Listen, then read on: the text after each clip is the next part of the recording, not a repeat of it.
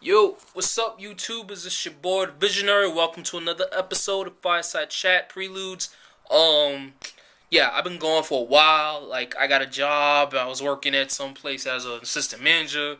That shit was bullshit because they got me waking up like around 2 o'clock, being at work at 5, and it was working me like a slave. So I quit that shit right away.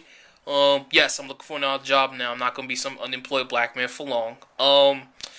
Well, what do we have on the agenda for today? I have a few things written on a notepad that I want to talk about.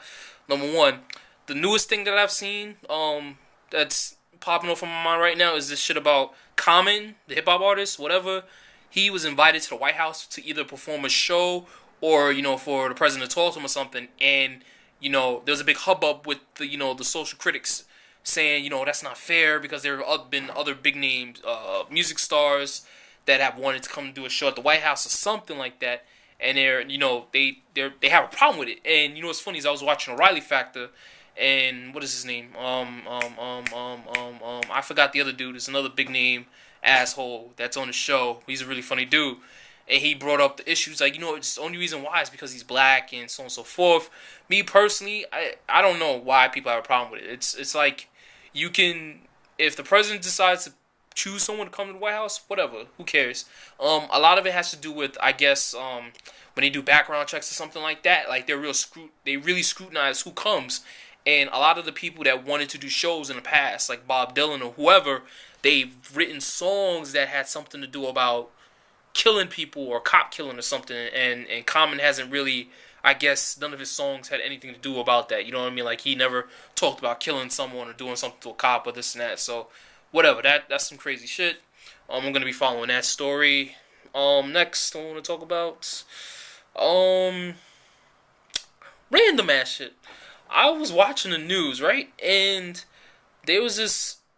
I don't know. You know how they do these studies? Like they go, oh, a university study in Chicago stated that if you do this a certain number of times, or if you eat this food a certain number of times, you'll get this effect, and then they'll come out like a few months later and say the exact opposite. Like I remember there was a study, that said drinking milk is just really bad, and I listened to that, and a lot of people tell me different. Like yeah, drinking milk is bad, or you're not supposed to drink non-human milk or something like that.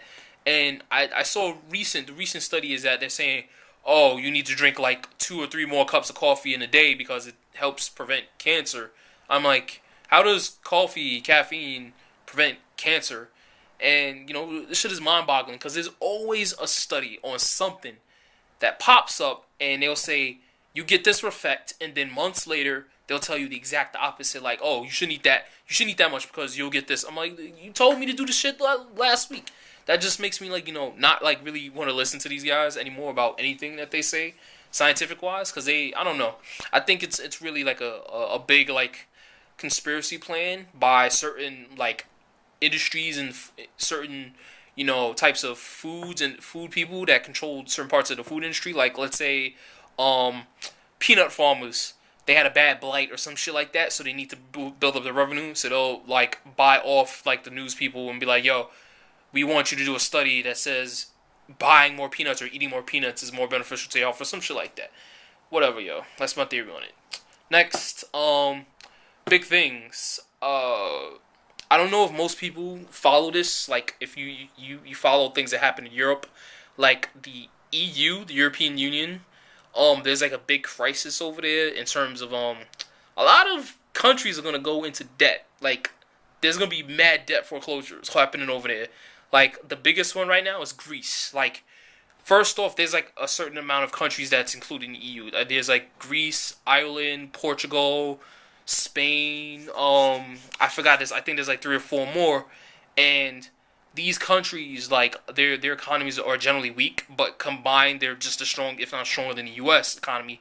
And what's happening is Greece's debts are like really bad. Like they're gonna like explode or implode on themselves. And once Greece falls, then you're gonna have all the other countries fall after them because their economies are based off of that. It's like picture, you have like 6 dudes holding up a log or something, and you're running, and one person drops in the log. That weight that person was holding up becomes heavier on everyone else. It's pretty much the same type of analogy that works with their economy over there. So what's happening is the EU is trying to make, I guess, debt packages or loans, trying to give them like a debt package or a loan to give to them to help their economy grow. But every time they give them some type of loan or something like that, it's just not enough for some reason. I don't know why. Another big part of that is they want to help them do some like internal restructuring, something like that. But that's going to cost even more money, and it's going to mess up their economy even greater for some reason. Like, I really don't know the fundamentals or specifics of that, the reason why that's going to be a problem, but I'm going to read up more into that. So keep your eyes on that, because that affects us in a sense. Like, if you're rich, granted, if you're on YouTube, you're not going to be rich, but let's say you have business over in Europe, depending on certain types of banks, that affects their banks, and that affects the rates you get if you're moving money between, the money market account, the stock account, and the what do you call it, the non-money market accounts. If you're doing stuff on business overseas, that's going to affect you like greatly. So keep your eyes open for that. What else? What else? What else? What else? Something real interesting. It's random. I really don't know much about it, but what's going on is, Mineola, like, this is like in, what is it, Queens, Long Island, Staten Island, one of those.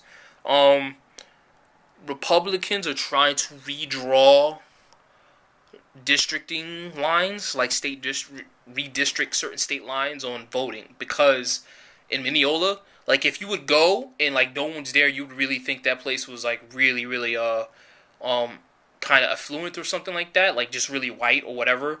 But it is really, really racially mixed, and what had happened is that because of the influx of new immigrants that come over, the area has gotten a surge of new minorities, and that vote, and most of those minorities are Democratic just by nature. Like, I'm Democratic, I don't like rich people, I don't like Republicans.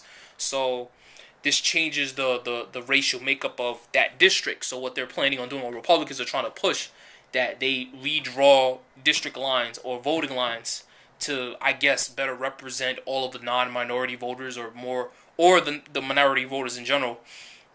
And people came out and it was like, yo, what are you doing? Because you can't do that. That's like basically going, let's say there's, out of 10 people represented the Mineola area and certain other areas, and you go, I'm going to redraw the district line so that those 10 people only get cut down to, like, let's say 6 people. And out of those 6 people that are in the new district, 3 of them are like Republican and 3 of them are Democratic, and those are the only ones that can vote from that district. That's bullshit. You know what I mean? Like, that's what's going to happen. New people come into the country. Places are going to get mixed more. They're going to obviously have some type of political views on what it is about the economy, on politics, money, and all that, so on and so forth. You can't just go in and be like, yo, I'm going to like change the district line to give Republicans more of a better blah blah blah. Fucking bullshit. Let it be. Win on your argument of why you're a Republican candidate or why you want to pass these bills. Stop doing this bullshit. Whatever. Keep your eyes open for that, because that's something that's actually going to start affecting other states too, because the fact that we're getting more immigrants, those who are actually legal and those who are very politically cognizant about what's going on, and they vote, it's going to affect elections in terms of governors, mayors, presidents, so on and so forth. Very important. Follow that. Well, that's pretty much it for Fireside Chat. Oh, I'm done for now. Stay tuned for my other video, part 3 to my video series of sociology, psychology, perceptual paradigms. That's it. Stay tuned. Deuces.